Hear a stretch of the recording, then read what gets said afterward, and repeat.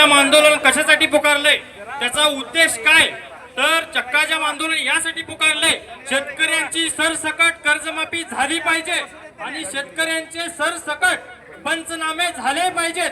पंचनामे कशाचे करायचे, द्राक्ष बाग जी मे महिन्याच्या पावसापासून द्राक्ष बागेचे अखंड द्राक्ष बागेचा पाला असेल अखंड पाला पडलेला आहे आणि द्राक्ष बागाच्या मुळ्या चोकाम झालेल्या आहेत। द्राक्ष बागात सूक्ष्म गड निर्मिती करण्यास अडचण आलेली आहे आणि आता गोळीघाड या समस्येला शेतकऱ्यांना सामोरं जावं लागतंय।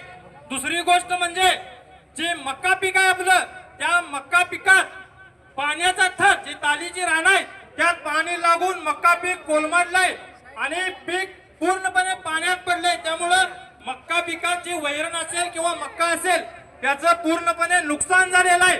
तिसरं पीक म्हणजे आपल्या भुईमुगाच्या शेंगा, ज्या शेंगा आहेत त्या शेंगा तालीच्या रानात असतील किंवा माळ रानात जास्त प्रमाणात पाऊस पडल्यामुळे त्या पाणी साचून शेंगा खालनं जमिनीतून फुटून शेंगाचं उत्पादन शेतकऱ्याला मिळणार नाही, जे खराब झालेलं आहे।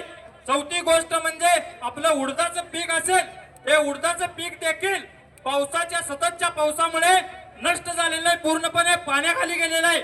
इतर फळबाग आहेत, आंबा असेल, पेरू असेल, हे अशा अनेक फळबाग आहेत, यांचे सरसकट पंचनामे झाले पाहिजेत। ही मी एक यांचे